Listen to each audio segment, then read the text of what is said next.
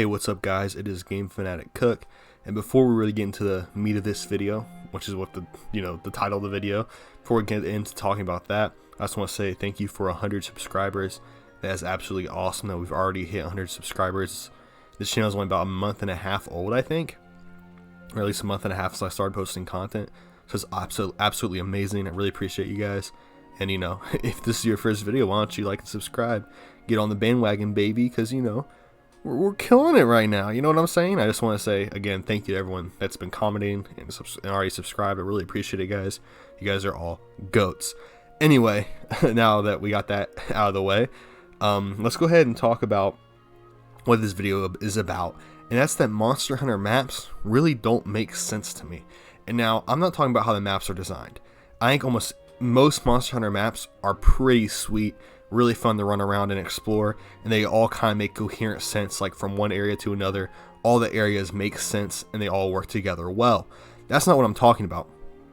When I mean Monster Hunter maps, I mean like the Monster Hunter world. Like the Monster Hunter world map doesn't make sense. And what I mean by that is how is like the icy tundra in Monster Hunter 3, how is that somewhere you can go and it takes half a day to get there?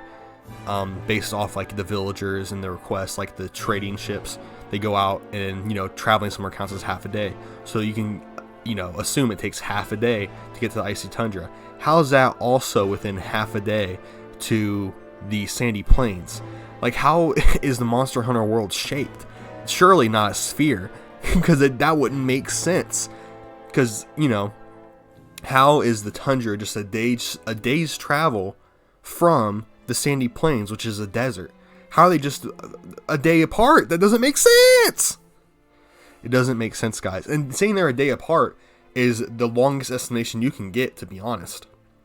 Because if they could, I'm just saying, like, that's as far as you can get based off the fisherman and the commodity goods trader that says it takes half a day to go somewhere. If you hunt there for long enough, it takes a full day. And that just really confuses me. So what does the Monster Hunter world actually look like? And it gave me a couple theories. First off, there's a possibility that in Monster Hunter you are on a planet that is a sphere, but that sphere is just super small. Like, we're talking Pluto sized, if that even, probably smaller than Pluto, and everywhere on the world is just incredibly close to each other, and that you can hit the tundra up because maybe that is like the North Pole or the South Pole for the planet, and then you travel a day south or a day north, you get to the equator and you're at the sandy plains. So that is a reasonable quote unquote reasonable theory on why these places can be so close to one another, these biomes can be so close to one another. That's my first theory. Now my second theory, this one is where it gets a little bit crazy, a little goo goo gaga, is that the planet isn't spherical. It actually has like grooves. It's like I don't know how to describe it here. What shape? It's an abstract shape that basically has indents where certain parts of the planet are farther away and closer to the sun. So like maybe there's this huge indent, right? And the sandy plains are at the tip of that indent and get direct sunlight. But you go down to the south a little bit, and that's the tundra, but it can't really get a lot of sun reflection or whatever because it's like a weird indent in the planet. So that's another theory I have. That one doesn't really make sense because I'm pretty sure gravity doesn't work like that when forming planets, but I think it's definitely a possibility. And in my head that might be canon. Anyway, my third theory, and this one is also kind of off the rails. My third theory is that they've discovered teleportation in Monster Hunter. And now this one's like, whoa, what the hell? And I'm just saying that maybe they have teleportation and it's like a normal sized like world, a normal sized planet, and they can just fucking just teleport places. They have that technology somehow. Maybe through like a power stone or some weird shit in the universe, they can just teleport. Because, and the reason that really kills this theory is because they're traveling in ships all the time. Or like our flying monsters carry them places, or traveling in ships, and all this bullshit. If you could teleport, why wouldn't you just always teleport, But maybe there's like teleport pads you need to set up, right?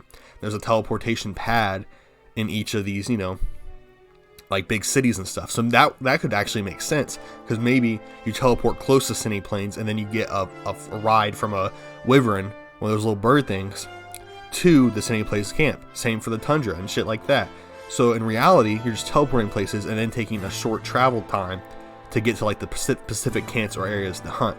And I think that theory, you know, it's a little bit crazy, but I think there's just enough mystical, unknown shit in Monster Hunter for it to be probable. So that's my next theory that I think is pretty good.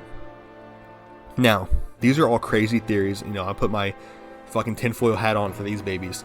But in reality, none of them are even close to being true, let's be honest. And the Monster Hunter world just doesn't make sense. We'll just keep it 100 right there.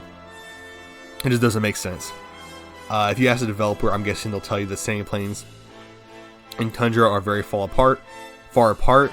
They just don't want to, you know, say it took you 20 days to get here every time you travel somewhere, you know, because that's just kind of goofy. So in reality, yeah, none of those series are real, and you know, Monster Hunter World just doesn't make sense. It's the #1 option, and that's just facts. Or wait, oh my gosh, I just had another theory. While I'm making this video, a theory came into my head. What if there's just specific monsters that make an area hot or cold, you know? Maybe the desert is hot because Diablos exudes heat, or maybe the tundra is cold because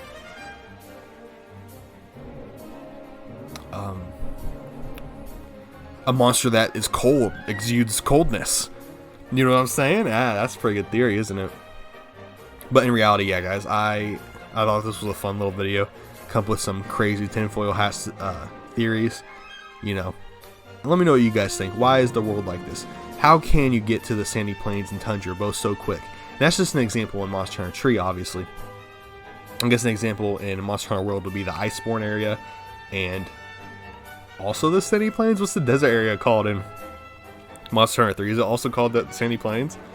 Or is it called like desert or something? I honestly forgot in World what the desert area is called. Or maybe World's called Sandy Plains, and in Tree it's called something else. I don't know, guys. But basically every Monster Hunter game has a desert map and an ice map, and for some reason they're both, you know, in the game technically very close to each other, because it only takes like half a day to travel to get to each. Anyway, that's the video, guys. I ran in for a little bit longer than I meant to there. I have heartburn, and I think you could probably pick that up on it on the video. I had heartburn. I don't know why I have it, but you know, shit happens. So thank you guys for watching. Oh my gosh, my cat is attacking something behind me. And stay blessed, guys. Be happy. Subscribe and like if you think I'm insane. And peace out.